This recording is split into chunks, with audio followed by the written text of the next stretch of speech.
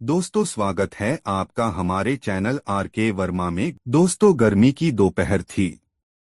मुल्ला नसरुद्दीन अपने गधे पर बैठे हुए धीरे धीरे शहर की ओर जा रहे थे।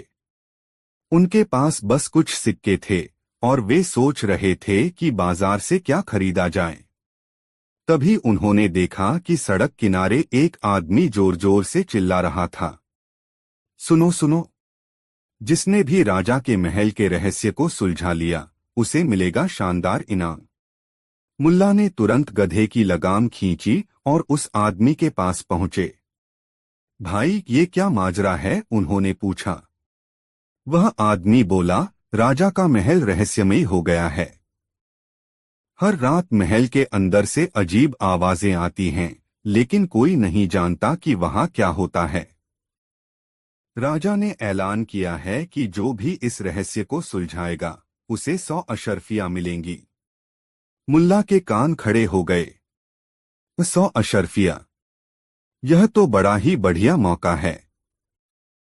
उन्होंने सोचा, ठीक है, मैं इस रहस्य को सुलझाऊंगा। मुल्ला ने ऐलान कर दिया। शाम होते ही मुल्ला राजमहल पहुंचे।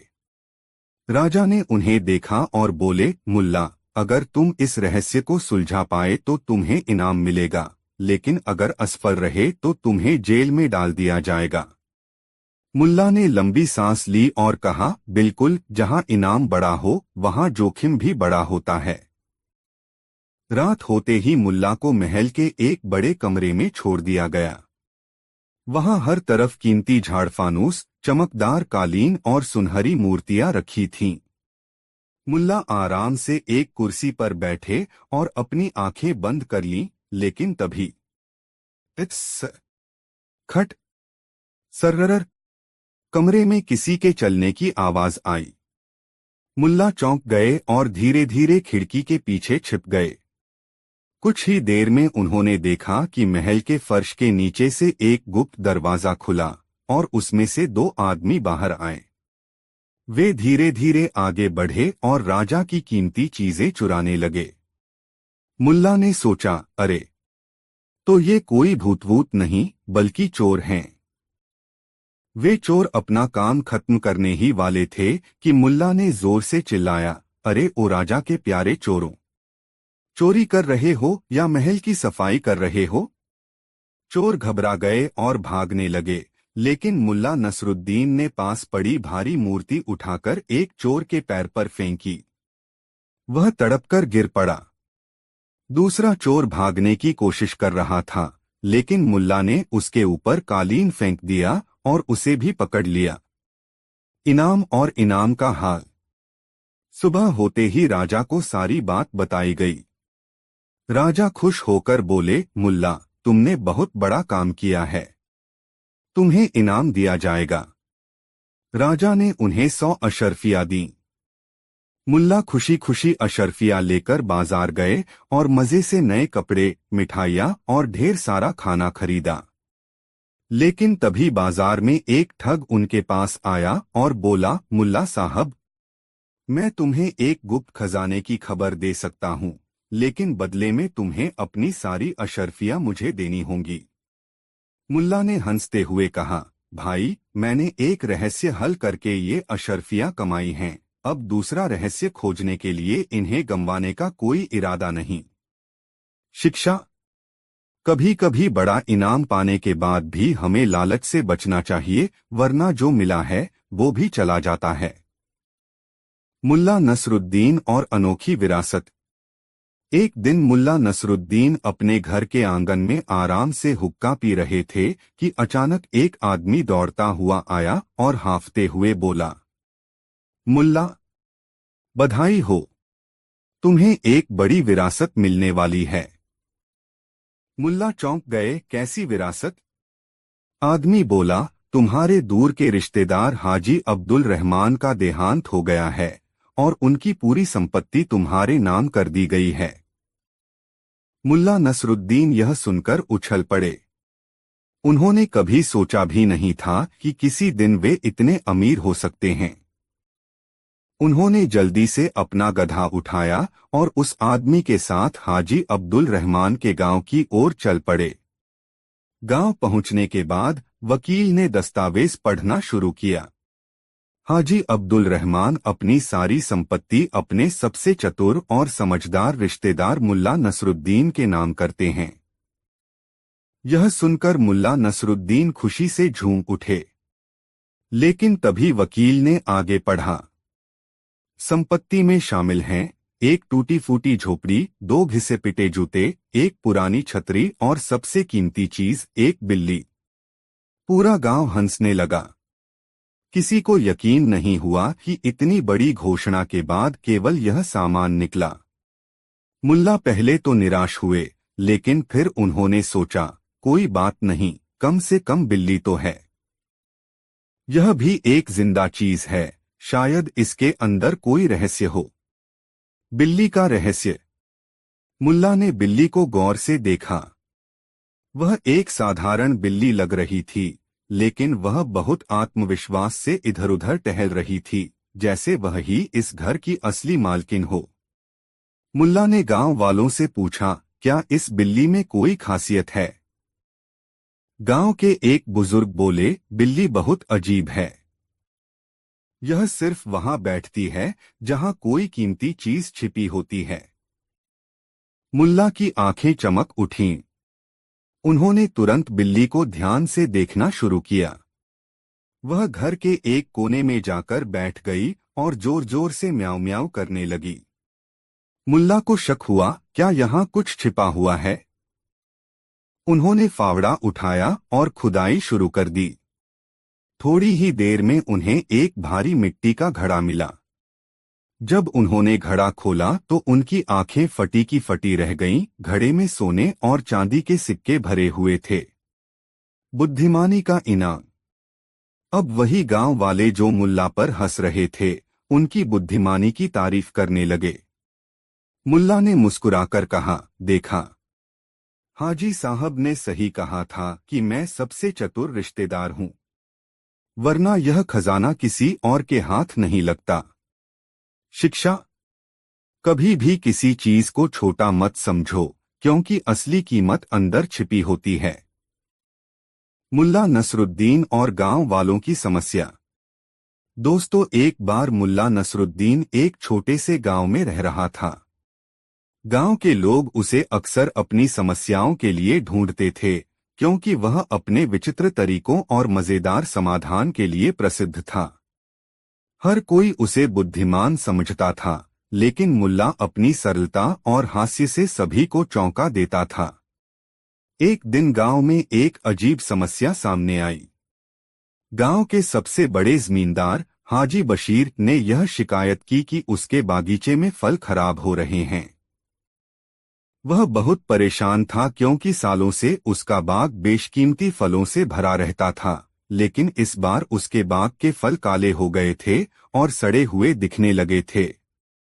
हाजी बशीर ने सोचा कि यह कोई जादू या काला जादू हो सकता है। उसने अपने सभी दोस्तों और गांव के बुद्धिमान लोगों से मदद मांगी, लेकिन कोई भी समाधान नहीं निकाल पाया। आखिरकार उसने मुल्ला नसरुद्दीन को बुलाया, क्योंकि उसे भरोसा था कि मुल्ला कोई ना कोई समाधान जरूर निकालेगा। मुल्ला नसरुद्दीन को बागीचे में बुलाया गया। हाजी बशीर बहुत चिंतित था। मुल्ला ने बाग का निरीक्षण किया और फिर हाजी बशीर से पूछा, क्या तुमने कभी यह सोचा है कि फल क्यों सड़ रहे हैं? हाजी बशीर बोला, क्या तुम्हें नहीं लगता कि कोई काला जादू है? मैंने सब कुछ किया, फिर भी कुछ ठीक नहीं हो रहा। मुल्ला हंसा और बोला, तुम्हारे बाग में समस्या जादू या शाप से नहीं, बल्कि एक बहुत साधारण कारण से है। हाजी बशीर हैरान होकर बोला, क्या मतलब? तुम क्या कहना चाहते हो? मुल्ला ने शांत मन से कहा, तुमने बाग में बहुत ज्यादा पेड़ लगाए हैं और उन्हें एक दूसरे से बहुत पास पास रखा है। अब इन पेड़ों को अपनी जड़ों को फैलाने के लिए जगह चाहिए होती है। जब एक पेड़ दूसरे के पास बहुत अधिक होता है, तो वे एक दूसरे से जरूरी पोषक तत्व चुराते हैं और फल स्वस्थ नहीं रहते। यही कारण है कि तुम्हारे बाग के फल खराब हो गए हैं। हाजी बशीर चुप हो गया। मुल्ला ने उसे सलाह दी कि उसे कुछ पेड़ हटा देने चाहिए ताकि बाकी के पेड़ पर्याप्त जगह पा सकें और स्वस्थ फल दे सकें। हाजी बशीर ने मुल्ला की सलाह मानी और बाग में से कुछ पेड़ हटा दिए। अगले महीने पेड़ फिर से हरे भरे और फलने फूलने लगे। गांव वाले भी मुल्ला की तारीफ करने लगे और उसे समझ गए कि कभी कभी साधारण समाधान ही सबसे अच्छा होता है।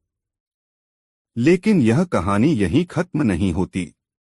मुल्ला के इस अनोखे समाधान के बाद गांव के लोग फिर से उसकी ओर दौड़े। अब कोई भी समस्या होती, लोग सीधे मुल्ला के पास जाते। लेकिन मुल्ला का तरीका हमेशा अजीब होता था। वह कभी सीधे जवाब नहीं देता, बल्कि हर समस्या का हल उसे हंसी में ही मिलता। कुछ दिनों बाद गांव में एक और समस्या आई। गांव के बच्चे आपस में लड़ रहे थे और उनकी लड़ाई इतनी बढ़ गई थी कि उनके माता पिता परेशान हो गए थे। उन्होंने मुल्ला को बुलाया क्योंकि वे जानते थे कि मुल्ला के पास किसी भी समस्या का हल है। मुल्ला ने बच्चों को बुलाया और उन्हें अपने पास बैठने के लिए कहा। फिर वह बोल पड़ा, आज हम एक खेल खेलेंगे। जो बच्चा सबसे अच्छी तरह से हंसेगा वही विजेता होगा। सभी बच्चे हैरान हो गए। क्या? जी हाँ, मुल्ला बोला, जिसे सबसे अच्छा हंसी आएगी वह सबसे बुद्धिमान बच्चा माना जाएगा। बच्चे एक दूसरे को देख रहे थे और फिर एक एक करके हंसने लगे। मुल्ला ने कहा, देखो, जब तुम सब हंसी में शामिल हो जाते हो तो कोई कारण नहीं रह जाता लड़ने का। लड़ाई से ज्यादा खुशी से, प्यार से चीजें हल होती हैं। बच्चों ने लड़ाई को छोड़ दिया और मिलकर खेलना शुरू कर दिया। उनके माता पिता ने मुल्ला की तारीफ की और कहा कि वह हमेशा हंसी और मजाक के साथ गंभीर समस्याओं का हल निकालता है। शिक्षा। इन दोनों घटनाओं से एक महत्वपूर्ण शिक्षा मिलती है कि कभी-कभी समस्याओं का हल उतना जटिल नहीं होता जितना हम समझते हैं। मुल्ला नसरुद्दीन ने हमें यह सिखाया कि बुद्धिमत्ता केवल गहरी सोच में नहीं, बल्कि साधारण चीजों को समझने में भी होती है। साथ ही हंसी और सकारात्मकता से जीवन की कठिनाइयां आसान बन सकती हैं। मुल्ला नसरुद्दीन का तरीका थोड़ा अलग था, लेकिन वह हमेशा अपनी चतुराई, हास्य और सरलता से लोगों की मदद करता था। दोस्तों, वीडियो को एक लाइक जरूर करें। सभी सवालों का जवाब। दोस्तों, एक दिन मुल्ला नसरुद्दीन अपने गांव के लोगों के बीच बैठा था। लोग अक्सर उसे अपनी समस्याएं बताते थे, क्योंकि वह हर मुद्दे का हल चतुराई से निकालता था। एक व्यक्ति ने पूछा, मुल्ला, तुम्हारे पास सभी सवालों का जवाब होता है, क्या तुम हमें यह बता सकते हो कि यह संसार क्यों बना है? मुल्ला ने मुस्कुराते हुए जवाब दिया, अगर तुम यह जानना चाहते हो तो मुझे तुम्हारा एक सवाल का जवाब चाहिए। आदमी ने हैरान होकर कहा, क्या सवाल? मुल्ला ने कहा, अगर तुम यह बताओ कि एक हाथी एक दिन में कितने कदम चल सकता है। आदमी ने सोचा, यह तो बहुत आसान सवाल है, और उसने जवाब दिया, कम से कम 100 कदम। मुल्ला हंसते हुए बोला, तो फिर मुझे बताओ, अगर हाथी 100 कदम चलता है तो वह क्या करता है? क्या वह उधर उधर दौड़ता है या आराम से चलता है? आदमी ने जवाब दिया, वह आराम से चलता है। तो फिर यह सवाल क्यों पूछा गया था? मुल्ला नसरुद्दीन ने मुस्कुराते हुए पूछा। क्या तुम जानना चाहते हो कि क्या यह सही है कि यह संसार ऐसा है, लेकिन इसका जवाब हमारी अपनी सोच और दृष्टिकोण से होता है। हम सभी एक ही बात को अलग अलग तरीके से समझते हैं। यह हमारी सोच पर निर्भर करता है कि हम कैसे देखते हैं। आदमी को समझ में आ गया और वह चुपचाप बैठ गया। लेकिन तब एक और व्यक्ति ने पूछा, मुल्ला, तुम्हारी बातों से तो ऐसा लगता है कि तुम्हारे पास सभी सवालों का जवाब होता है, तो हमें एक सवाल का जवाब दो, क्या भगवान है? मुल्ला ने कहा, यह सवाल बहुत बड़ा है, लेकिन इसका जवाब देने से पहले तुम्हें कुछ समझाना होगा। वह खड़ा हुआ और सभी को ध्यान से देखने लगा। फिर उसने कहा, तुम जानते हो, जब भी मैं अपने घर से बाहर निकलता हूँ और रास्ते में किसी जगह पर पहुँचता हूँ, तो वहाँ पर कोई न कोई झील या पोखर दिखाई देता है।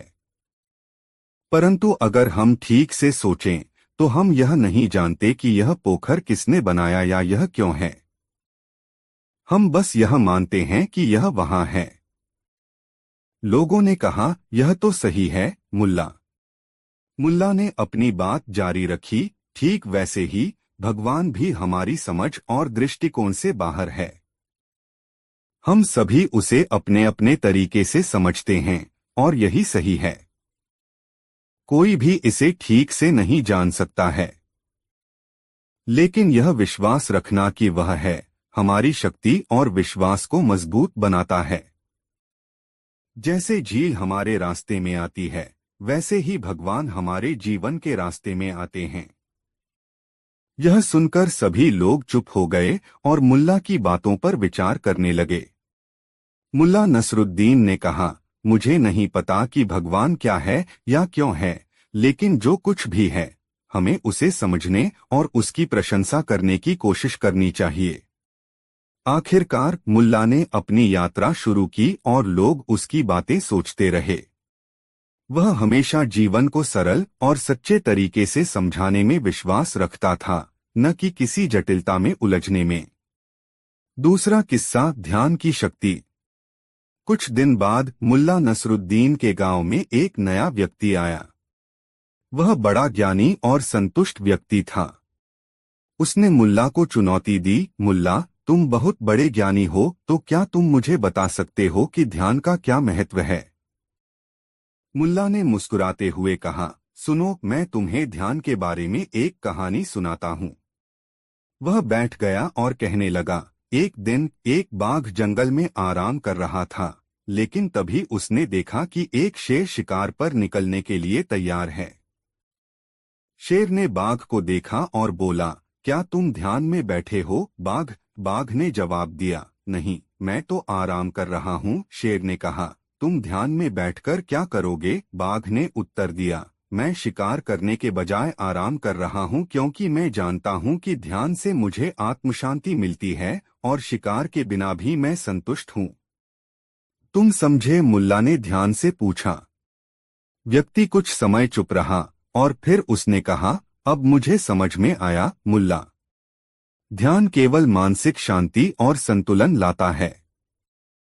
मुल्ला ने मुस्कुराते हुए कहा, ध्यान हमें यह सिखाता है कि हमें किसी भी चीज से अतिआशा नहीं करनी चाहिए और न ही किसी चीज को लेकर अधिक चिंता करनी चाहिए। ध्यान हमें अपने भीतर की शांति और संतुलन से जुड़ने का तरीका बताता है। यह कहानी मुल्ला नसरुद्दीन की चतुराई और जीवन की गहरी सच्चाइयों को सरल तरीके से समझाने की कला को दर्शाती है। मुल्ला नसरुद्दीन ने हमेशा अपनी बातों से जीवन के महत्वपूर्ण पाठ सिखाए, जिनका उद्देश्य केवल हंसी मजाक नहीं, बल्कि एक गहरी समझ और सोच को प्रोत्साहित करना था। उलझी हुई समस्या का सरल समाधान। दोस्तों, मुल्ला नसरुद्दीन अपने गांव में बहुत प्रसिद्ध थे।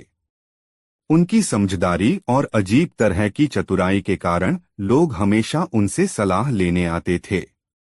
एक दिन गांव के राजा ने मुल्ला नसरुद्दीन को महल में बुलाया। राजा का चेहरा गंभीर था और वह बहुत परेशान दिखाई दे रहे थे। मुल्ला, राजा ने कहा, मेरे राज्य में एक बड़ी समस्या खड़ी हो गई है। मैं किसी निर्णय पर नहीं पहुंच पा रहा हूं। लोग मुझसे शिकायत करते हैं कि मेरे राज्य में हर चीज उलझी हुई है और कोई भी समाधान नहीं निकल रहा।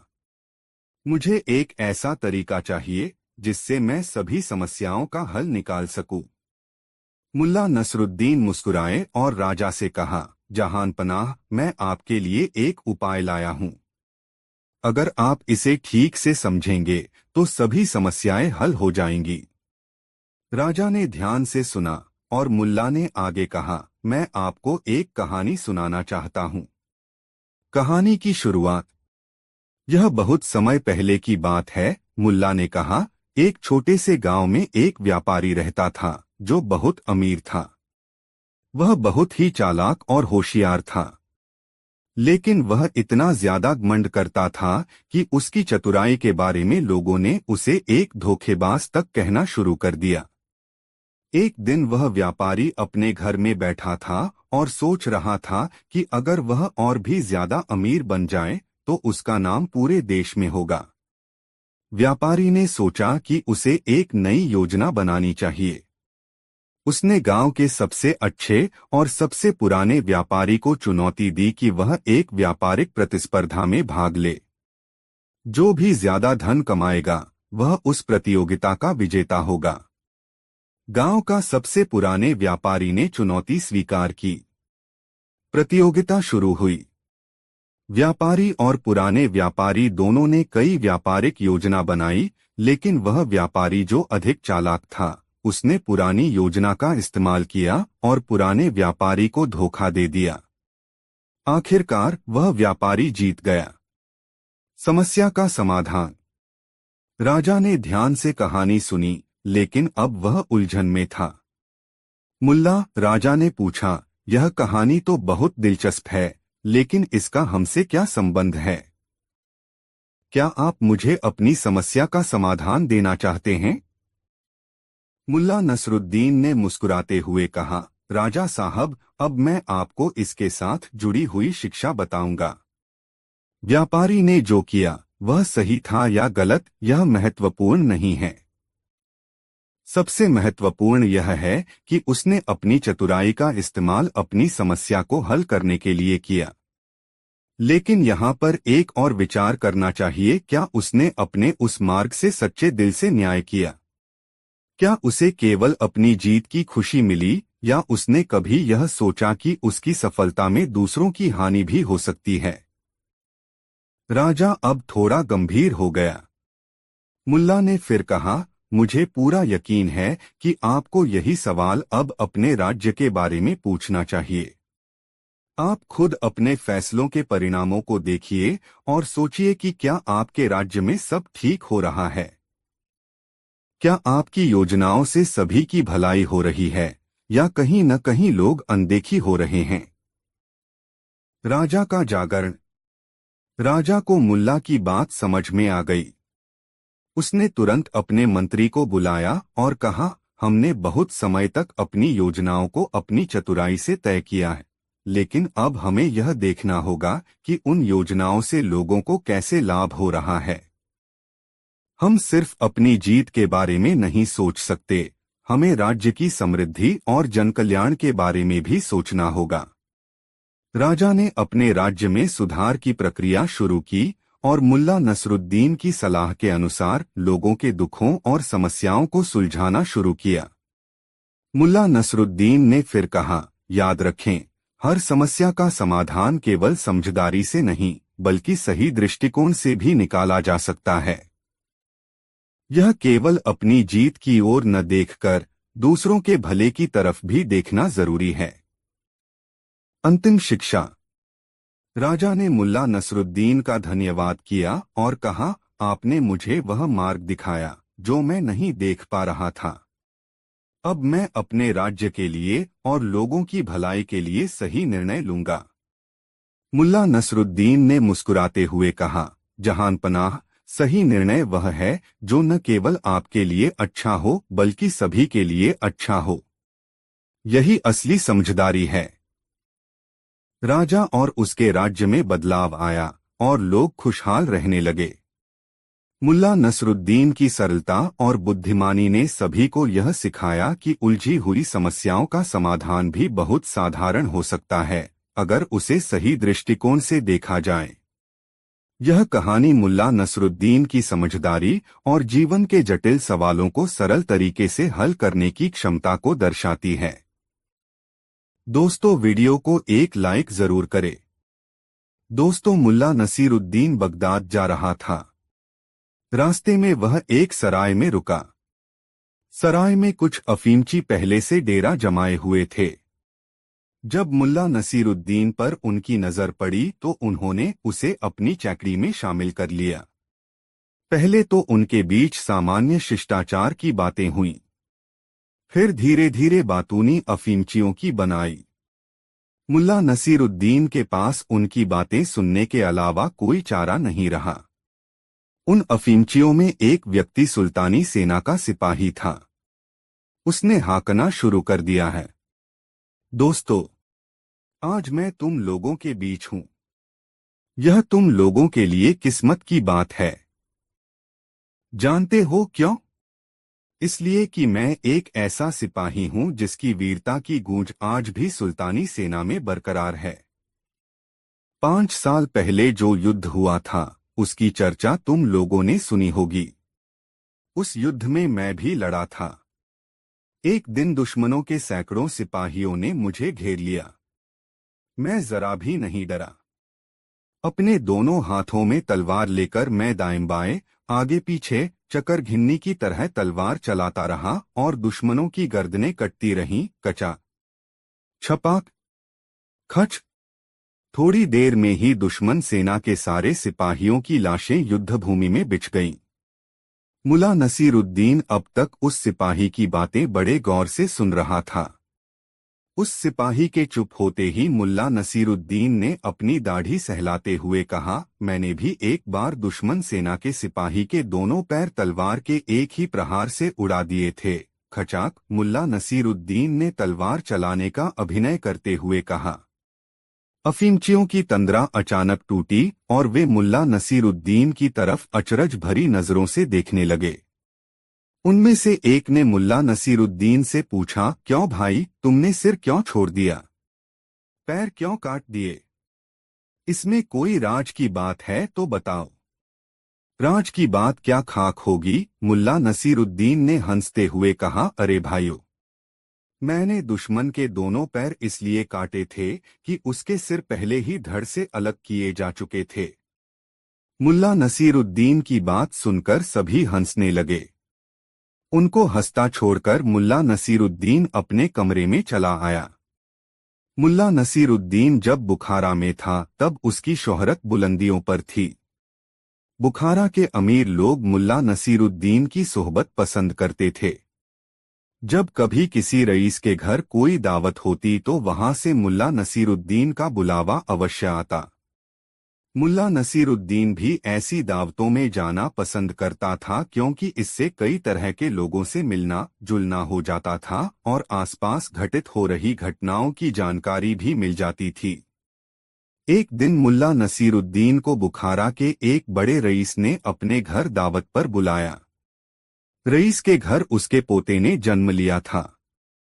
पोते के जन्म से रईस बहुत खुश था। उसने बड़ी शान से पोते के जन्म का जश्न मनाने का फैसला किया था। इसलिए दावत में हर तरह के पकवान का इंतजाम उसने किया था।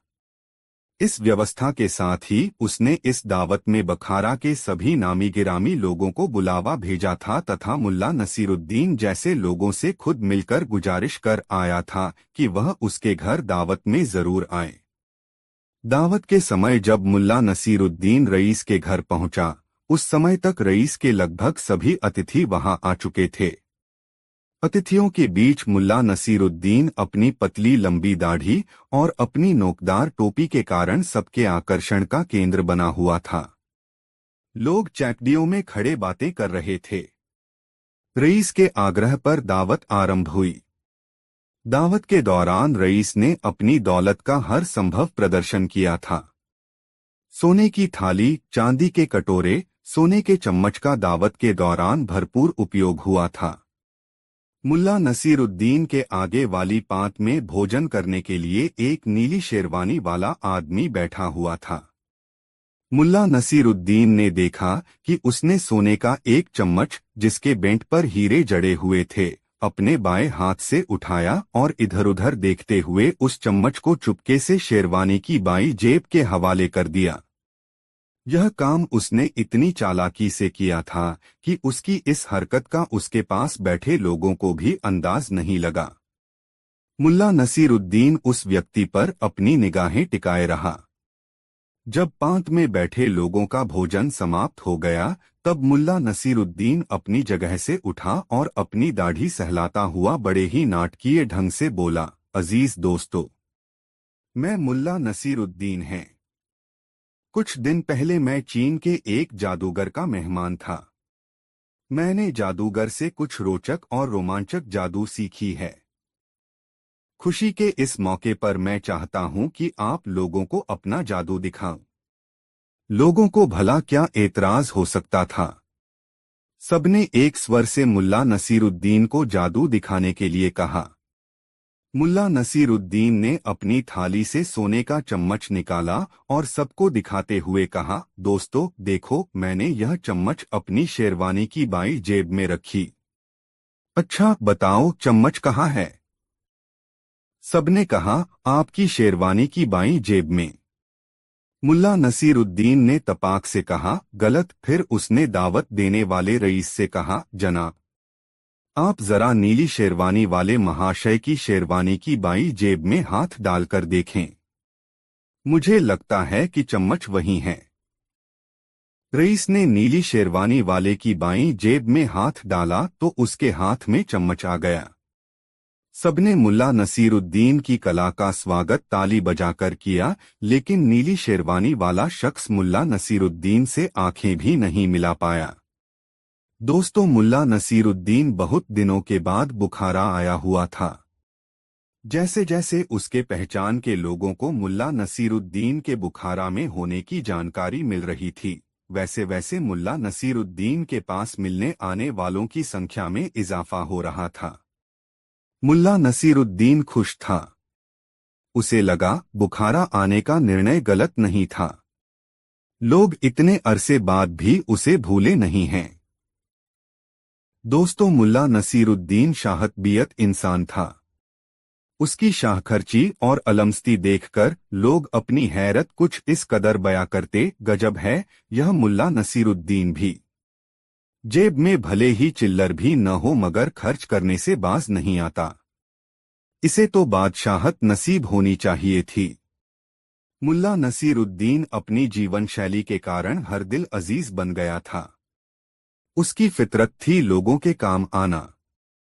अपनी जिंदगी में उसने यह देखा था कि दौलत कहीं भी ठहरती नहीं है, और जिनके पास ठहरती है उसके बारे में आम तौर पर कंजूस, मक्खीचूस, दगाबाज, दौलत का यार, मतलबी, कपटी जैसे विशेषण उछलते हैं। इसलिए मुल्ला नसीरुद्दीन एक हाथ से दौलत कमाता तो दूसरे हाथ से खर्च भी कर देता। उसकी इस आदत से उसकी पत्नी दुखी रहती, मगर मुल्ला नसीरुद्दीन उसे यह समझाता रहता कि दौलत सहेजने में जीवन का आनंद नहीं है। जीवन का आनंद तो इस बात में छुपा है कि आपको चाहने वाले कितने हैं। आपकी पुकार सुनकर कितने लोग आपके पास आते हैं और आपके दुख सुख में हाथ बंटाते हैं। किंतु फाकाक्षी का दौर देख चुकी मुल्ला नसीरुद्दीन की पत्नी उसकी इस समझ पर एतराज जताती और कहती, इंसान को अपनी गृहस्थी के बारे में भी सोचना चाहिए। आज ही नहीं, आने वाले कल के लिए भी उसे सतर्क रहना चाहिए। ऐसा न हो कि आज की मस्ती में आने वाले कल की चिंता ही न की जाए, और खुदा न करे कि जब कल बुरा वक्त आए तो हाथ में एक ढेला भी नहीं हो। अर्थात दौलत के मुद्दे पर मुल्ला और मुल्ला की पत्नी के बीच मतभेद था।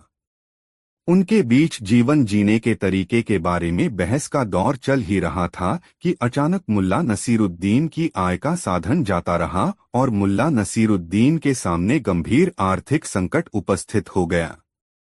हालात ऐसे बिगड़े कि मुल्ला नसीरुद्दीन को मेहनत मजदूरी करके अपनी और अपनी पत्नी की उदरपूर्ति का साधन जुटाना पड़ा।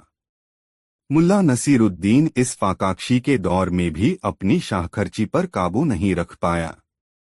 जो भी कमाता उसे खर्च करने में उसे कोई संकोच नहीं होता।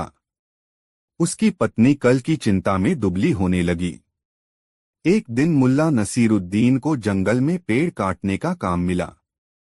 एक पेड़ काटने के एवज में उसे एक सेर चावल व 2 पैसे नकद मेहनताना मिलना तय हुआ, बशर्ते कि वह पेड़ की डालियों को काटकर तने से अलग कर दे। भले ही इस काम में उसे 1 दिन लगे या 10 दिन। मुल्ला नसीरुद्दीन ने उत्साह के साथ कुल्हाड़ी उठाई और चल दिया जंगल की ओर, जैसे वह कोई जंग जीतने जा रहा हो। जंगल पहुंचकर मुल्ला ने ऐसा पेड़ तलाशा जिसका तना सीधा हो और डालियां भी सीधी हों। संयोग ही था कि उसे सीधे तने और सीधी डालियों वाला एक पेड़ जल्दी ही मिल गया। दिन ढलने से पहले ही मुल्ला ने पेड़ काटकर गिरा दिया और उसकी डालियां काटकर सीधा तना अलग कर दिया। अपना काम पूरा कर चुकने के बाद मुल्ला ठेकेदार के पास पहुंच गया। उसे दिन ढलने से पहले आया देखकर ठेकेदार ने उससे पूछा, अरे नसीरुद्दीन, तुम इस वक्त यहाँ?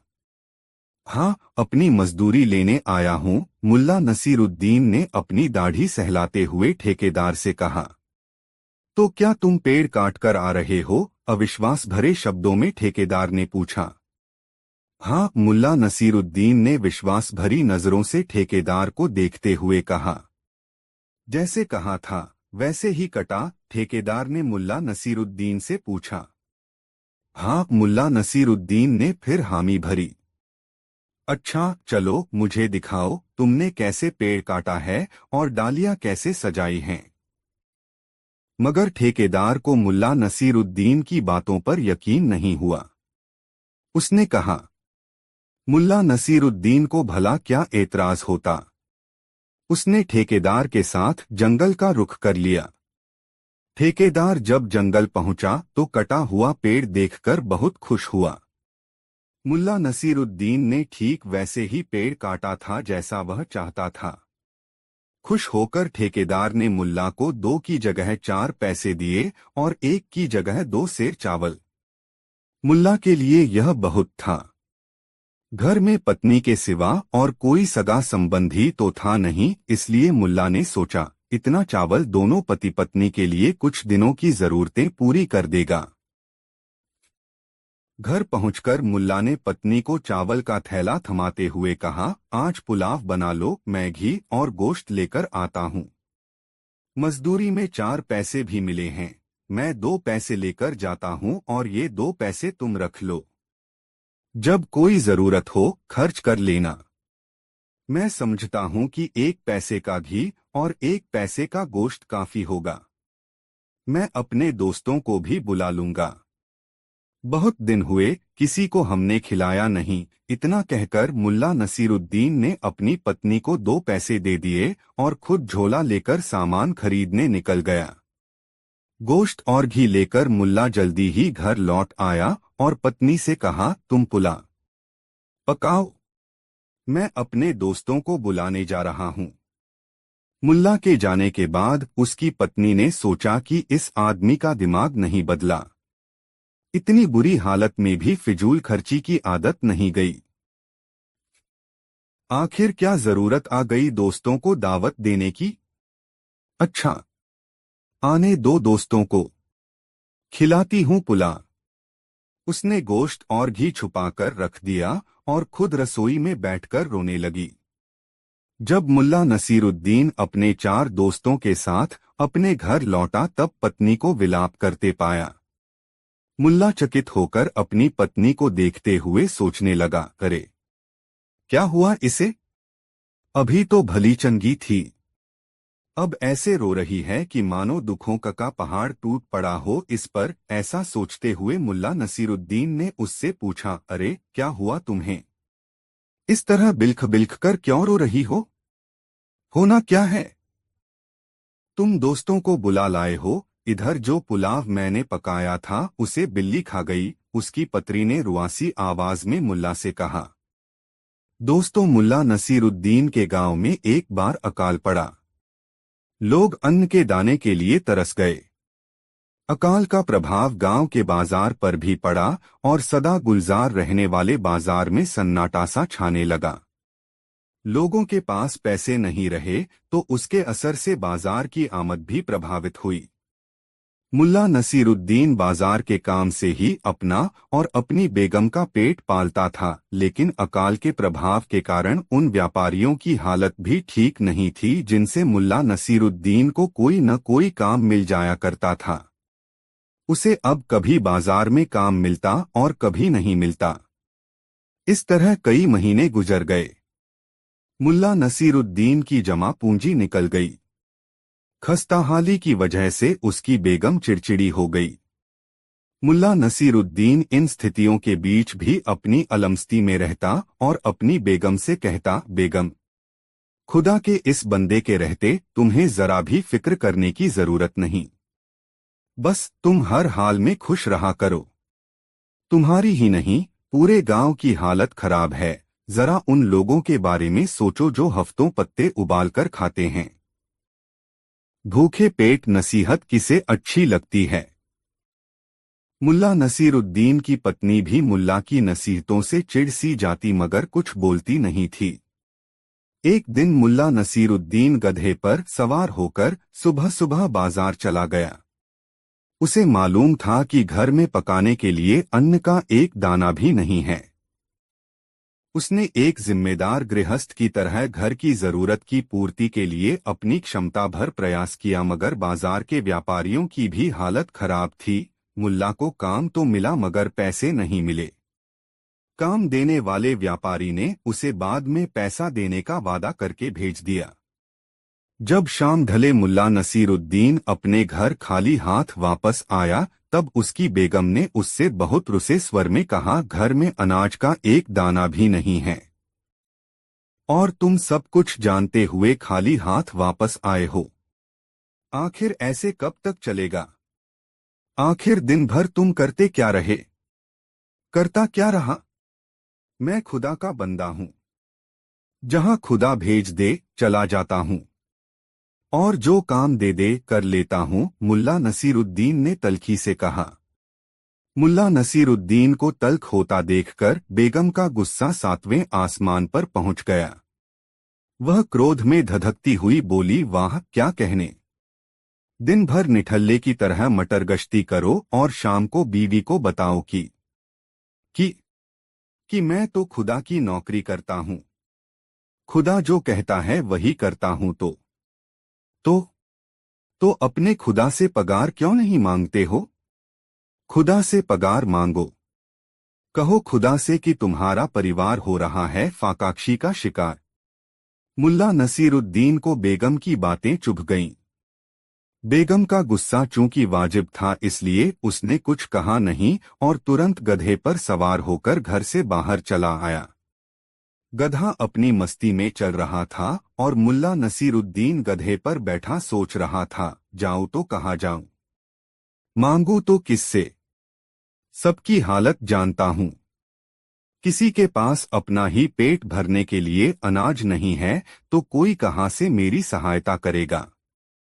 उसका गधा चला जा रहा था। लगातार गांव की सड़कों पर चलने के आदी इस गधे को किसी दिशा निर्देश की जरूरत नहीं थी। गधे पर बैठा मुल्ला नसीरुद्दीन सोच रहा था, आखिर मैंने इतनी छोटी सी जरूरत के लिए खुदा का नाम क्यों ले लिया? अब अगर बिना अनाज लिए घर जाऊं तो कैसे? वह मन ही मन दुहखी हो रहा था। वह यह सोचकर घर से निकला था कि बेगम का गुस्सा शांत होगा तब घर लौट आएगा मगर अब उसके पेट में भी चूहे कूद रहे थे और वह यह बात समझ रहा था कि जब तक पेट भरने का इंतजाम न हो जाए बेगम का क्रोध शांत होने वाला नहीं। वह ख्यालों में डूबा रहा। गधा चलता रहा। मुल्ला को एक बार ख्याल भी आया कि अब घर लौट जाना चाहिए मगर फिर मन के किसी कोने से आवाज आई, बिना पैसे या अनाज के नहीं। चलते चलते थककर गधा एक जगह पर रुक गया। गधे के रुकने से मुल्ला नसीरुद्दीन की तंद्रा टूटी। उसने देखा गधा नदी के किनारे रुक गया है। उसने सोचा गधे को प्यास लगी है। वह खुद भी भूखा और प्यासा था। गधे से वह उतर गया और प्यार से गधे को सहलाया, फिर नदी की धारा के पास उसे ले जाकर पानी पिलाया। जब गधा पानी पीकर तृप्त हो गया तब उसे नदी किनारे के एक पेड़ के नीचे खड़े करके फिर प्यार से सहलाया और उसे थपथपाते हुए कहा, मैं भी पानी पीकर आऊं। मुल्ला नसीरुद्दीन ने भी पानी पिया।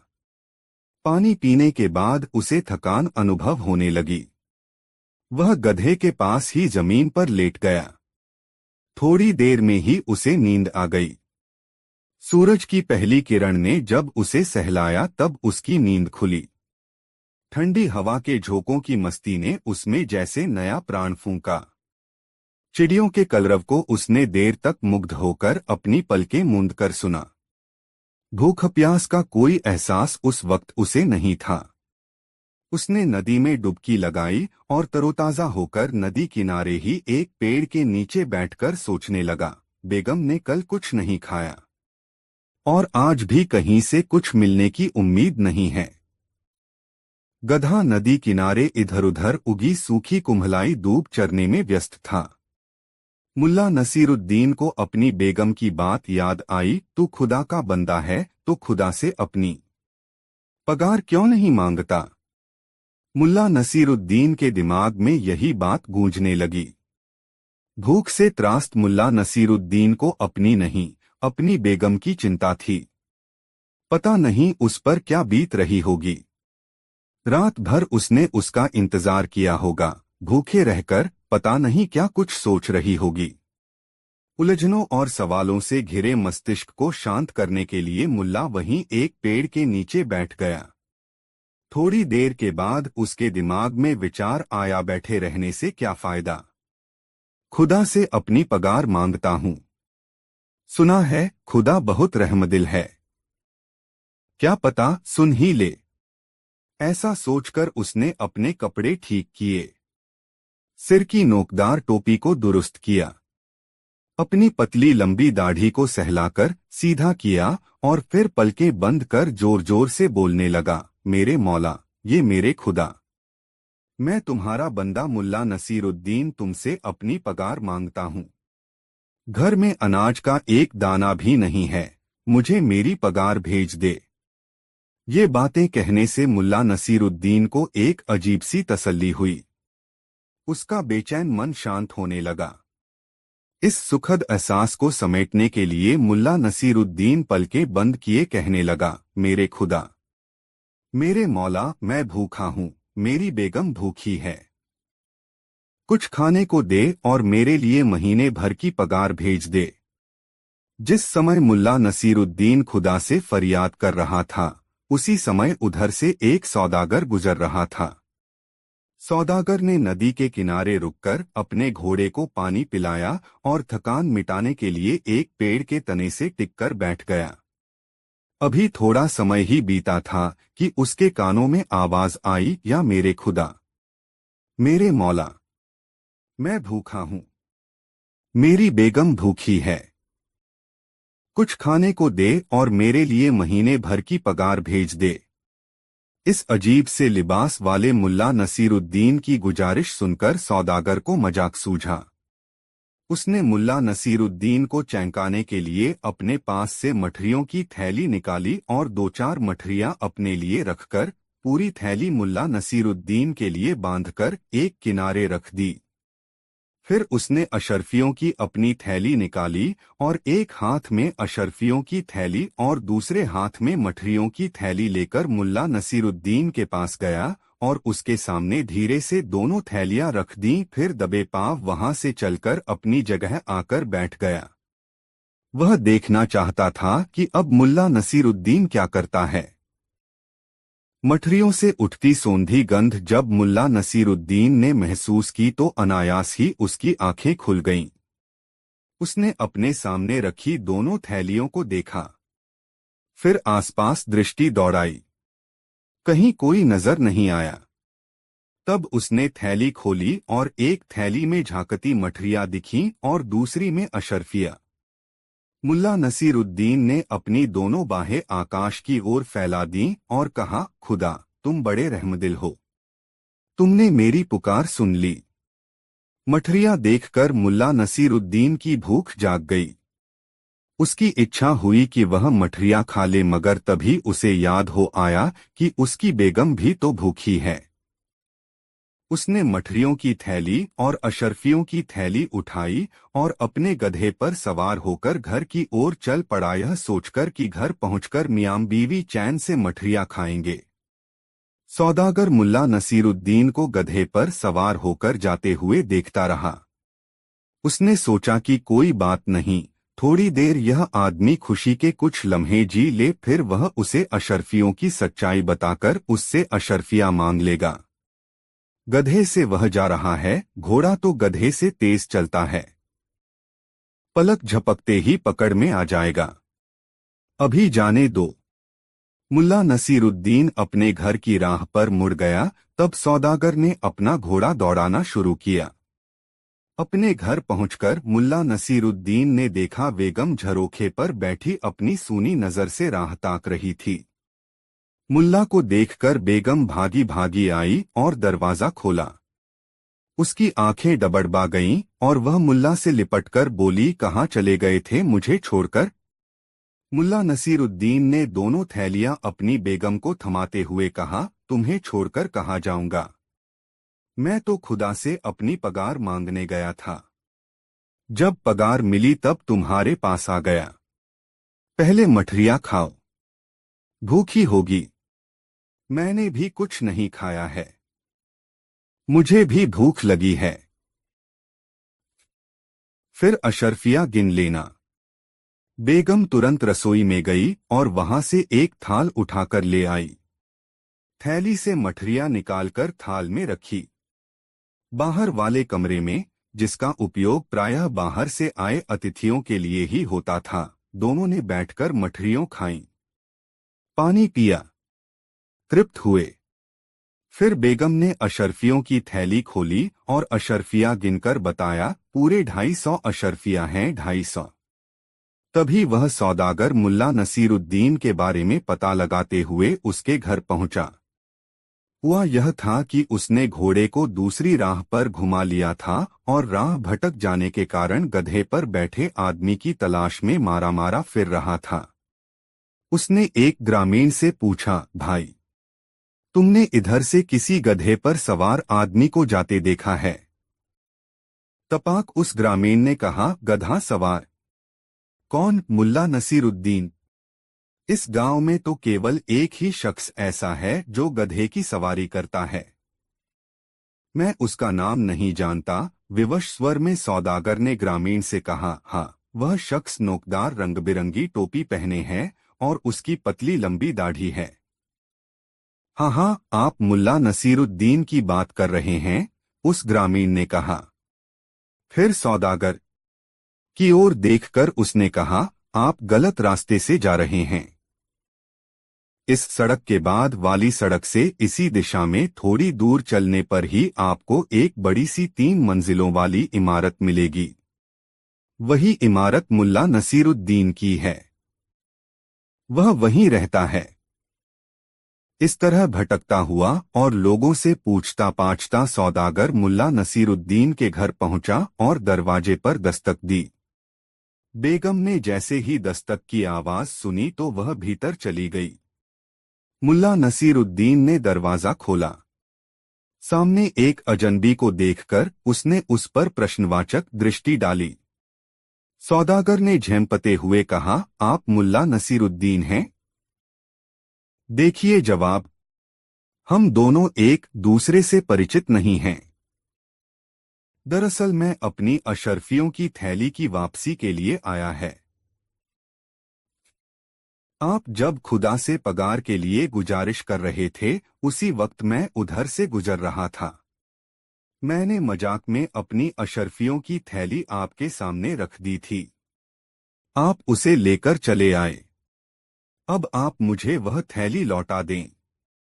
मुल्ला नसीरुद्दीन ने सौदागर की बात ध्यान से सुनी, फिर कहा, मैं खुदा का नेक बंदा हूँ। खुदा ने जो पगार मेरे लिए भेजी है, वह मेरी है। उस पर किसी का भी दावा अब गलत है। आप लौट जाए। 250 अशर्फियों की बात थी। सौदागर ऐसे ही कैसे चला जाता? सौदागर और मुल्ला नसीरुद्दीन के बीच अशर्फियों के लिए चकचक शुरू हो गई। अंत में हार कर सौदागर ने कहा, आप ऐसे नहीं मानते तो काजी के पास चलें। काजी जो फैसला करेगा, मैं मान लूंगा। काजी के पास मैं चलूं, मुझे इसमें कोई एतराज नहीं है, मगर तुम मेरे लिबास की हालत देखो। इस हालत में तो मैं किसी भी सूरत में काजी के पास नहीं जाऊंगा, मुल्ला नसीरुद्दीन ने सख्ती से कहा। दरअसल रात में अपने लिबास पहने हुए ही मुल्ला नसीरुद्दीन जमीन पर सो गया था। नदी किनारे की नमीयुक्त जमीन होने के कारण उसके कपड़े मिट्टी में सन गए थे।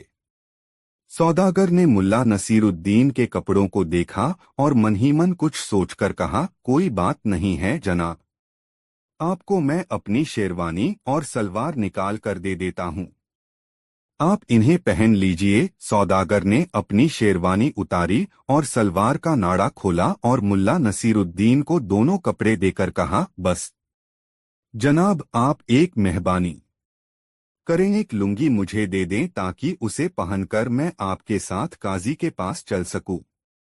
मुल्ला नसीरुद्दीन ने तुरंत एक लुंगी सौदागर को दे दी। सौदागर ने लुंगी लपेट ली और मुल्ला नसीरुद्दीन ने शेरवानी और सलवार पहन ली। सौदागर ने कहा, अब आप अशरफियों की थैली लेकर मेरे साथ काजी के पास चलें। ऐसे कैसे चलें? तुमने मेरी जूती देखी है, कैसी लग रही है? कीचड़ से लथपथ, बदरंग और मैली।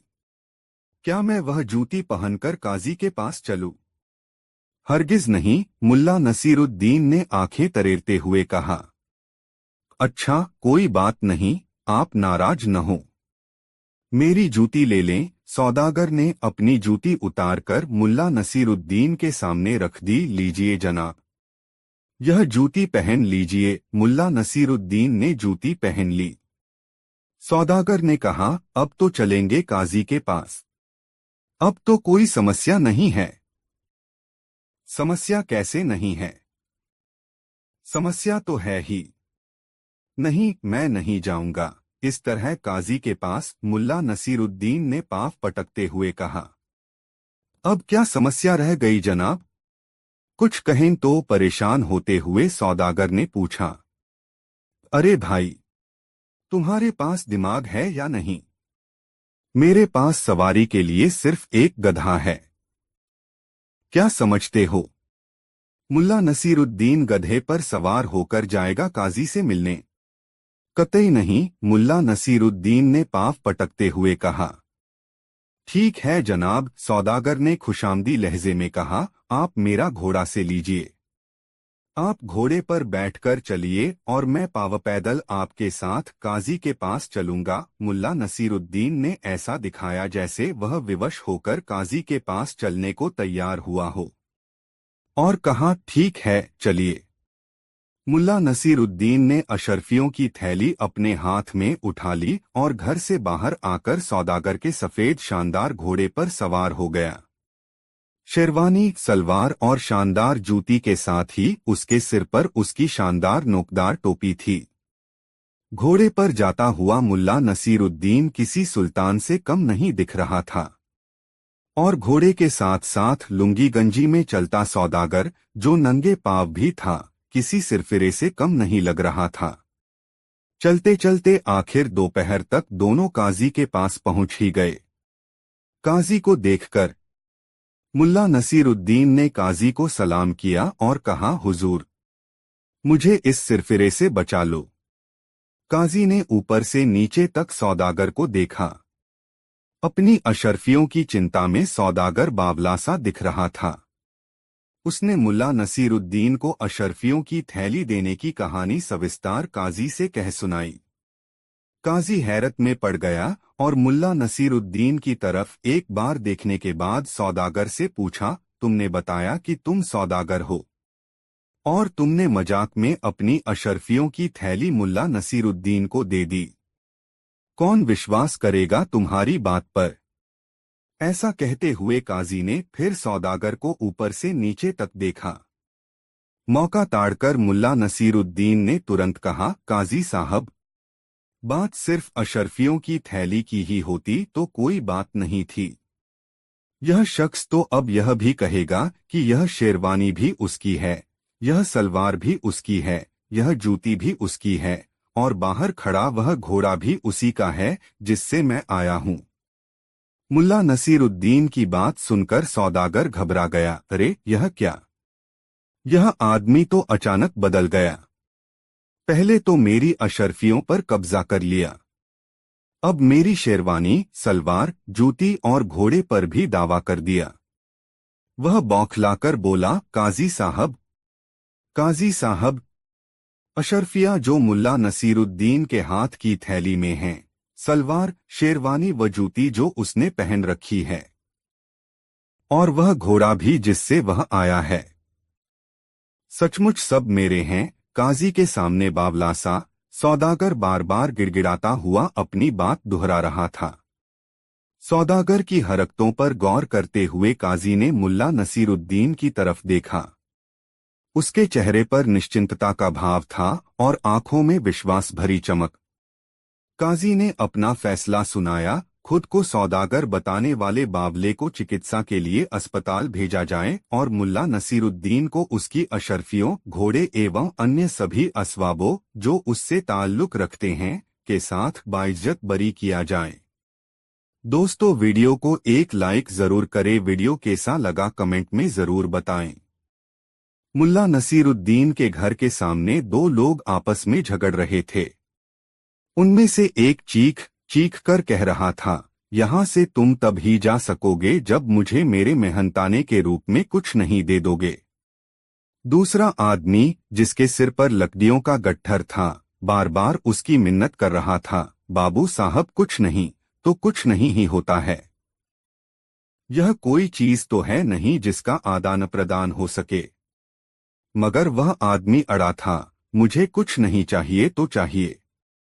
मुल्ला नसीरुद्दीन काफी देर से उन दोनों की यह दिलचस्प लड़ाई देख रहा था। वह टहलता हुआ उन दोनों के पास आ गया और उनसे पूछा, क्यों झगड़ रहे हो भाई? जिसके सिर पर लकड़ियों का गट्ठर था, उसने रुआसे स्वर में कहा, हुजूर, इनसे मैंने सिर पर लकड़ियों का गट्ठर उठाकर रखने में मदद ली है। जब ये गट्ठर उठा रहे थे तब मुझसे पूछा था, तुम इस सहायता के एवज में मुझे क्या दोगे? मैंने इनसे साफ कहा, कुछ नहीं, क्योंकि इन्हें देने के लिए इस वक्त मेरे पास कुछ नहीं है। मुल्ला नसीरुद्दीन ने दूसरे व्यक्ति की ओर देखा, मानो पूछ रहा हो कि बोलो, तुम्हें कुछ कहना है। दूसरे व्यक्ति ने मुल्ला नसीरुद्दीन से कहा, हुजूर, मैंने कुछ नहीं पाने के लोभ में इस व्यक्ति का गट्ठर उठाया और यह व्यक्ति बिना कुछ नहीं दिए ही यहाँ से जाना चाहता है। मैं तो बिना कुछ नहीं लिए इसे यहाँ से जाने ही नहीं दूंगा। मुल्ला नसीरुद्दीन की समझ में सारी बात आ गई। उसने कहा, अच्छा, अब झगड़ना बंद करो। मैं इसके बदले में तुम्हें कुछ नहीं देता हूँ। फिर उसने अपने घर के दरवाजे के पास पड़ा एक खाली घड़ा उस कुछ नहीं मांगने वाले व्यक्ति को दिखाया और बोला, जाओ, उस घड़े को वहां से उठाकर लाओ। वह व्यक्ति घड़ा उठाकर ले आया। मुल्ला नसीरुद्दीन ने उस व्यक्ति से कहा, देखो उस घड़े में क्या है? उस व्यक्ति ने घड़े में झांक कर कहा, घड़े में कुछ नहीं है। ठीक है, मुल्ला नसीरुद्दीन ने कहा, अब तुम उस घड़े से कुछ नहीं निकाल लो और घड़ा वहीं रखाओ जहां से उसे उठाकर लाए हो। वह व्यक्ति असमंजस की स्थिति में थोड़ी देर तक वहीं खड़ा रहा और फिर घड़ा उठाकर जहां से उठाया था वहीं रखाया और अपनी राह चला गया। मुल्ला नसीरुद्दीन ने गट्ठर लिए खड़े व्यक्ति से कहा, ठीक है भाई, अब तुम भी जाओ, और अपनी दाढ़ी सहलाता हुआ मुल्ला नसीरुद्दीन अपने घर की ओर मुड़ गया। दोस्तों, कहानी कैसी लगी कमेंट में जरूर बताएं।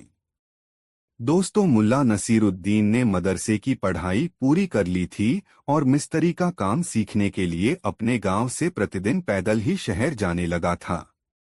शहर जाने पर उसने शहर की रौनक और रंगीनियां देखीं। बड़े बड़े मकान देखे। साफ सुथरे कपड़ों में आते जाते लोगों को देखकर वह सोचता, जब वह काम सीखकर कुछ कमाने लगेगा तब अपने लिए ऐसे कपड़े बनवाएगा जिसे जो भी देखे तो देखता रह जाए। शाम को जब वह शहर से अपने गांव लौटता तो उसका दिमाग इसी गुंधुन में लगा रहता कि उसके कपड़े कैसे होने चाहिए जिसे लोग देखें तो देखते ही रह जाएं। एक दिन शहर से लौटने में उसे थोड़ी देर हो गई।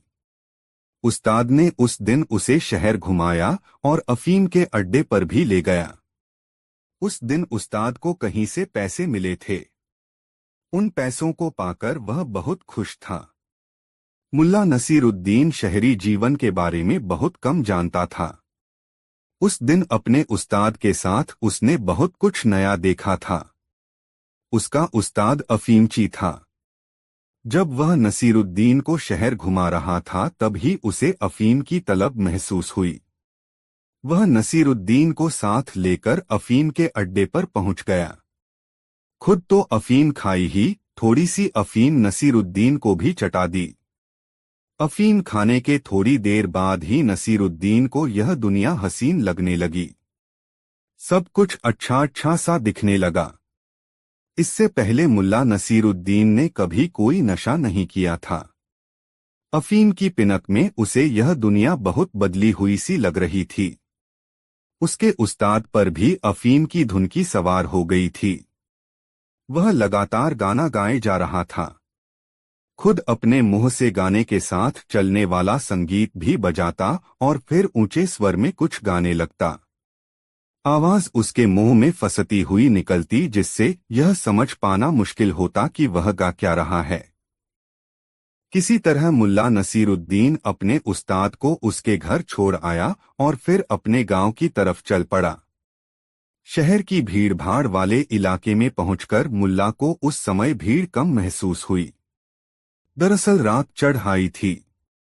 बाजार की दुकानें बंद हो चुकी थीं, जिसके कारण सड़कों पर लोग कम थे, लेकिन मुल्ला नसीरुद्दीन चूंकि अफीम की पिनक में था इसलिए उसे समय का एहसास नहीं था।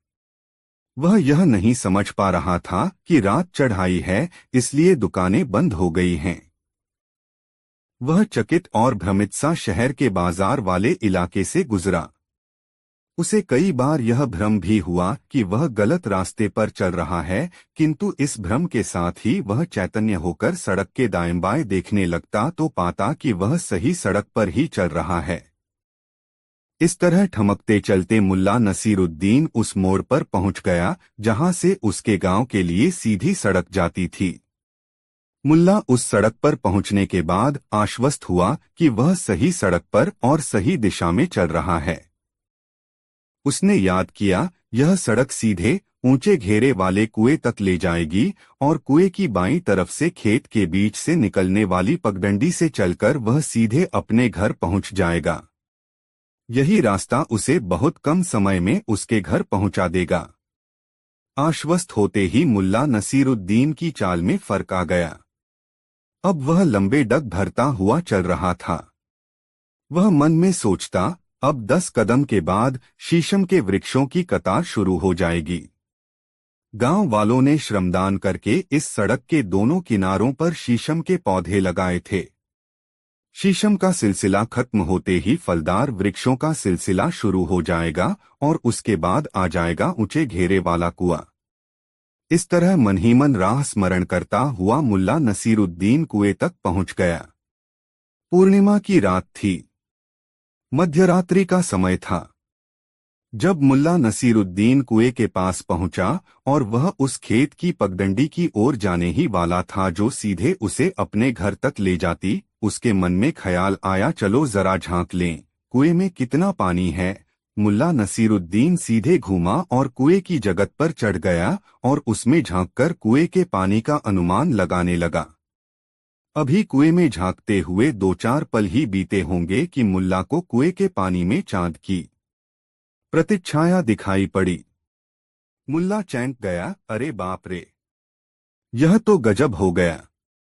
चांद अपनी जगह से कुएं में उतर गया है। कहते हैं कि सूरज, चांद, सितारे पृथ्वी के इर्द गिर्द एक नियम से बंधे रहते हैं। इस नियम में परिवर्तन से तो सारी सृष्टि का नियम प्रभावित हो जाएगा। फिर अपनी इस पृथ्वी पर भी तो उथल पुथल मच जाएगी। फिर हमारा घर और खेत, इन पर भी तो असर पड़ेगा। नहीं नहीं, किसी भी तरह चांद को कुएं से निकालकर उसे उसके स्थान पर पहुंचाना ही होगा। तब ही रह पाएगी पृथ्वी सुरक्षित। मुल्ला नसीरुद्दीन के सामने उस समय एकमात्र उद्देश्य था कुएं में डूबे चांद को बाहर निकालना और फिर चांद को रस्सी के फंदे में डालकर आसमान की तरफ उछाल देना ताकि चांद अपने स्थान पर पहुंच जाए। अफीम की पिनक में मुल्ला नसीरुद्दीन देर तक इसी गुंधुन में लगा रहा कि चांद को कुएं से कैसे निकाले। तभी मुल्ला की नजर कुएं की मुंडेर पर रखी रस्सी पर पड़ी। यह रस्सी कुएं से पानी निकालने के लिए बाल्टी बांधने के काम आती थी। रस्सी देखते ही मुल्ला नसीरुद्दीन उछल पड़ा और आसमान की तरफ हाथ फैलाकर कहा, या खुदा, आखिर रस्सी मिल ही गई। अब मेरा काम आसान हो गया है।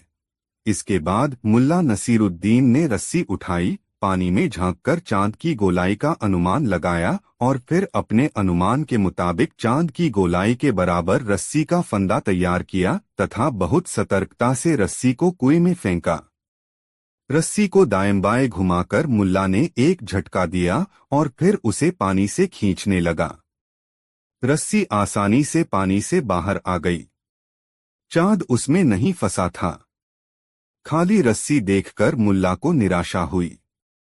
उसने रस्सी का फंदा फिर से ठीक किया और फिर करीने से उसे पानी में डाल दिया। उसने फिर रस्सी खींची और इस बार भी उसे निराशा हाथ लगी। मुल्ला ने तीसरी बार रस्सी का फंदा बनाया और चांद को पकड़ने के लिए उसे पानी में डाला। संयोग से इस बार रस्सी का फंदा कुएं में किसी मजबूत चीज में जा फंसा। मुल्ला ने रस्सी खींचने की कोशिश की मगर रस्सी अपनी जगह से टस से मस नहीं हुई। मुल्ला नसीरुद्दीन ने मन ही मन संकल्प लिया कि चाहे जितनी ताकत लगानी पड़े वह लगाएगा और चांद को कुएं से निकालकर ही दम लेगा।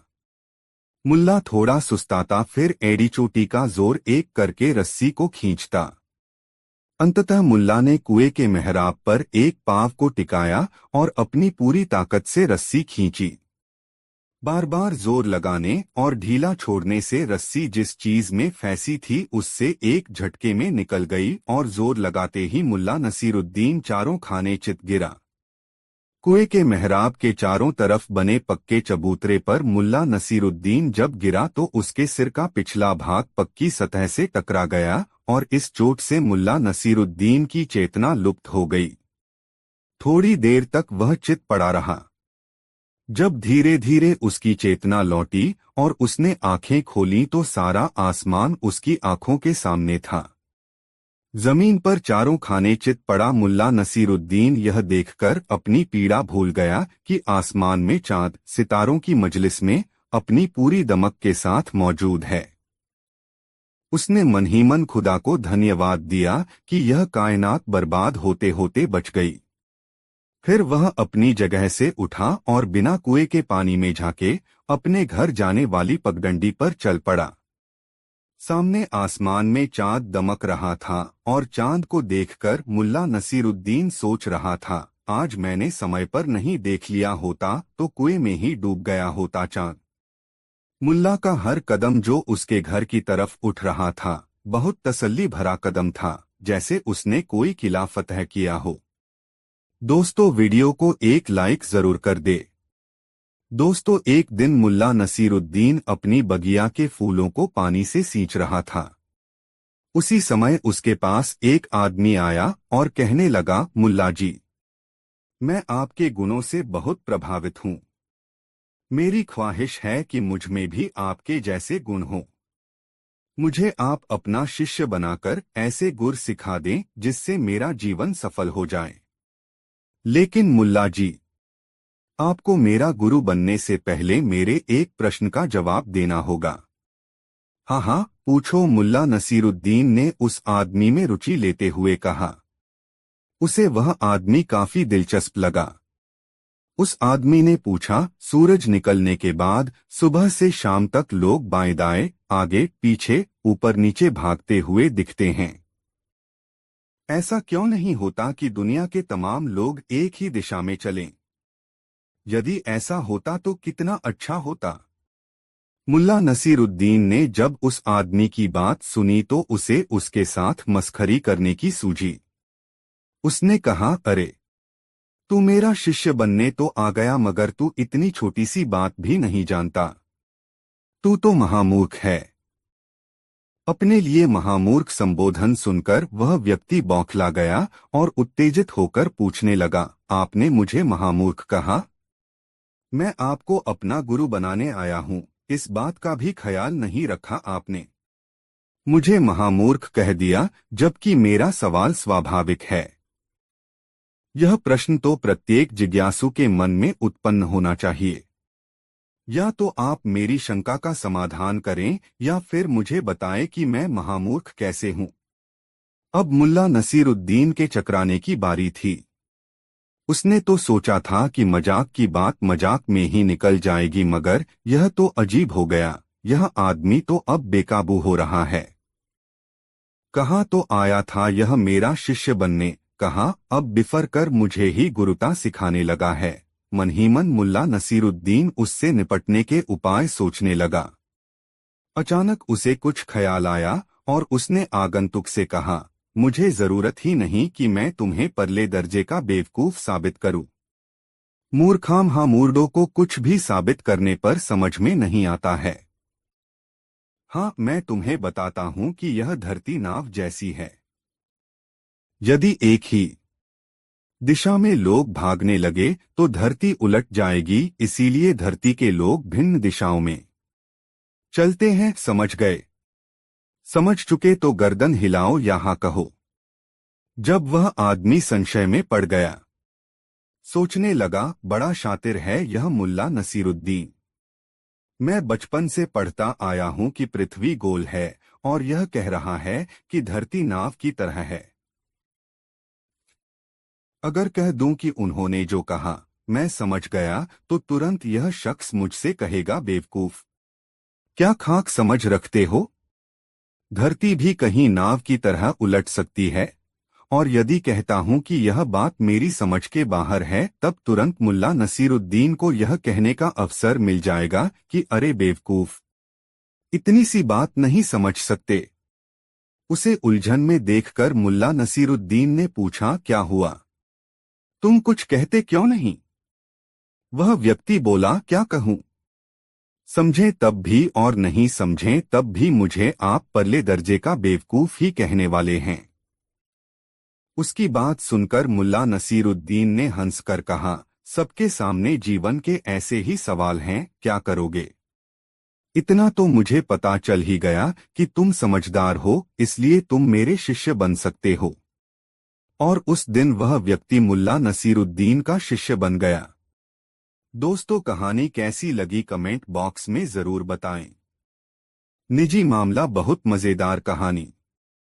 मुल्ला नसीरुद्दीन के दिन फिरते देर नहीं लगी और फाकाक्षी के दौर से गुजरकर वह फिर से संपन्नता की बुलंदियां छूने लगा। जमींदार ने उसे 25 बीघा जमीन किसी बात पर खुश होकर दे दी थी। मुल्ला नसीरुद्दीन में लगन और मेहनत की कमी तो थी नहीं। वह मनोयोग से अपने नए काम में जुट गया और जल्दी ही किसानी के जरूरी गुर सीखने लगा।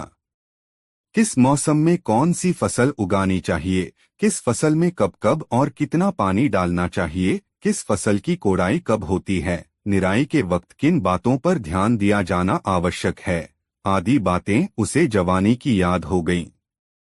उसने अपने खेत में बाजरा लगाया था और प्रतिदिन खेत की चौहद्दी की परिक्रमा करता था ताकि खेत में कहीं कुछ कमी दिखे तो उसकी भरपाई में वह लग जाए। एक दिन मुल्ला नसीरुद्दीन अपने खेत की मेड़ से गुजर रहा था कि उसने देखा उसके खेत में उसके एक पड़ोसी शमसुद्दीन का बैल घुस आया है और छुट्टा घूम घूम कर फसल नष्ट कर रहा है। मुल्ला नसीरुद्दीन को यह देखकर बहुत गुस्सा आया। उसने पड़ोसी शमसुद्दीन के पास जाकर कहा, शमसुद्दीन भाई, आपका बैल मेरे खेत में घुस आया है। आप चलकर अपने बैल को पकड़कर ले आइए, वह मेरी फसलों को नष्ट कर रहा है। मुल्ला नसीरुद्दीन जितना सीधा सादा इंसान था, ठीक उसके विपरीत शम्मुद्दीन बहुत ऐंठन वाला घमंडी इंसान था। मुल्ला नसीरुद्दीन को खैरात में जमीन का इतना बड़ा टुकड़ा मिलने से वह उससे ईर्ष्या करने लगा था। पहलवानी का शौक था उसे, जिसके कारण वह हट्टा कट्टा और दमदार भी था। हमेशा अपनी रोबीली मूंछों पर वह ताव देता रहता था। जब मुल्ला ने उससे बैल के खेत में घुस आने की शिकायत की तो वह मूंछों पर ताव देता हुआ जोर जोर से हंसने लगा। फिर कहा, अरे तुम कैसे किसान हो जो यह भी नहीं जानते कि जब कोई जानवर किसी खेत में घुस जाए तब यह किसान और जानवर के बीच का मामला होता है, जिसमें तीसरे को कुछ न बोलना चाहिए और न ही करना चाहिए। अब जानो तुम और जाने बैल, मैं बीच में क्या करूं? यह तो तुम दोनों के बीच का निजी मामला है। मुल्ला नसीरुद्दीन वहां से चुपचाप अपने खेत की तरफ लौटा। रास्ते में उसे एक पेड़ की लंबी टहनी मिल गई। उसने उस टहनी को उठाकर देखा। लठ की तरह यह टहनी भारी, ठोस और मजबूत थी। वह लठ लेकर अपने खेत में घुसा और ताबड़तोड़ बैल पर लठ बरसाने लगा। बैल जिधर से भागना चाहे मुल्ला तेजी से उस ओर जाकर लठ चलाने लगता। थोड़ी देर के बाद शमसुद्दीन मुल्ला के खेत की ओर अपने बैल को देखने आया। तब उसे फटफट फटाक की आवाजें सुनाई पड़ने लगीं। मुल्ला के खेत से लठ चलने की आवाज से शमसुद्दीन चौंक पड़ा और आशंकित हो उठा कि कहीं मुल्ला उसके बैल की धुनाई तो नहीं कर रहा है। खेत के करीब पहुंचकर उसने देखा कि मुल्ला नसीरुद्दीन उसके बैल को घेर घेर कर लठ मार रहा है। उसने खेत की मेंढ से ही चीखकर कहा, मुल्ला नसीरुद्दीन, यह क्या कर रहे हो? तुम मेरे बैल को मार डालोगे क्या? मुल्ला ने सादगी से कहा, यह जानवर मेरे खेत में है। यह जानवर और मेरे बीच का निजी मामला है। इसमें किसी तीसरे को दखल देने की जरूरत नहीं। मैं चाहूं तो इसे चरने दूं, चाहूं तो पीहूं, कोई तीसरा इसमें कैसे पड़ सकता है?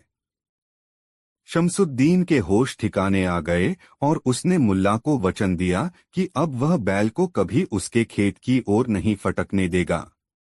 शमसुद्दीन के तेवर ढीले होते देखकर मुल्ला नसीरुद्दीन के चेहरे पर मुस्कान तैरने लगी। दोस्तों, मुल्ला नसरुद्दीन की यह कहानी आपको कैसी लगी कमेंट बॉक्स में जरूर बताएं।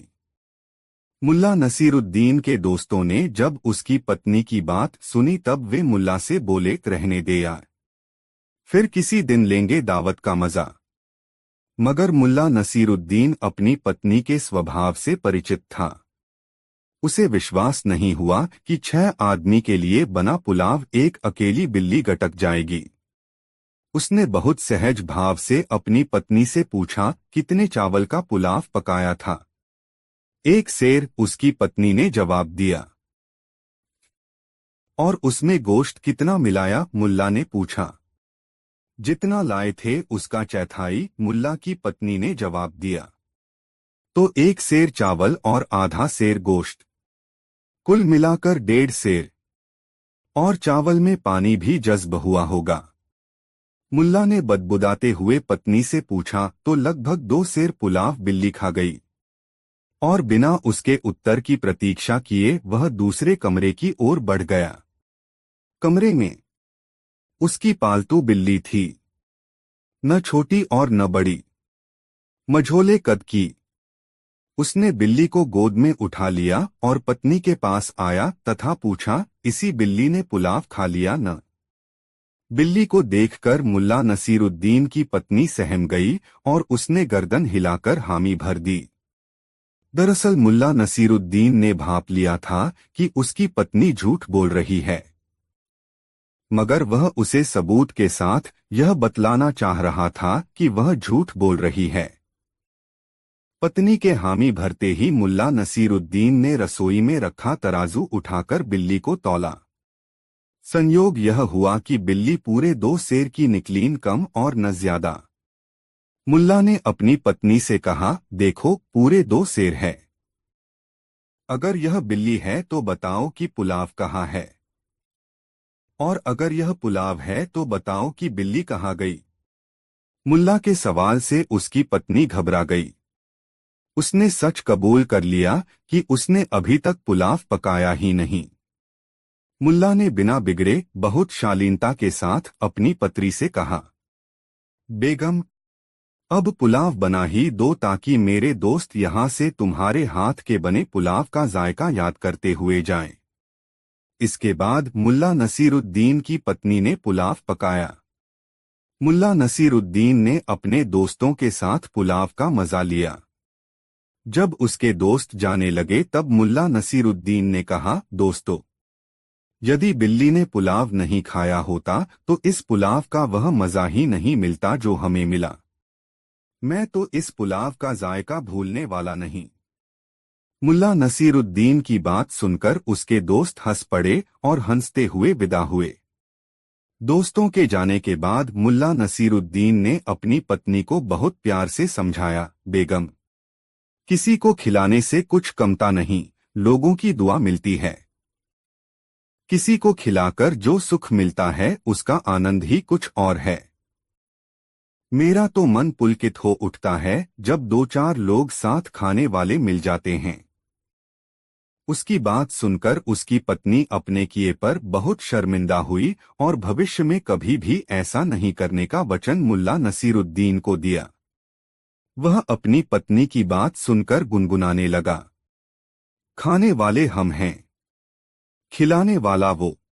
यह मजेदार कहानी आपको कैसी लगी कमेंट बॉक्स में जरूर बताएं। ऐसी और नई मजेदार कहानी सुनने के लिए हमारे चैनल RK वर्मा को सब्सक्राइब जरूर कर लें और यह वीडियो अपने मित्रों के साथ जरूर शेयर करें। वीडियो देखने के लिए बहुत बहुत धन्यवाद।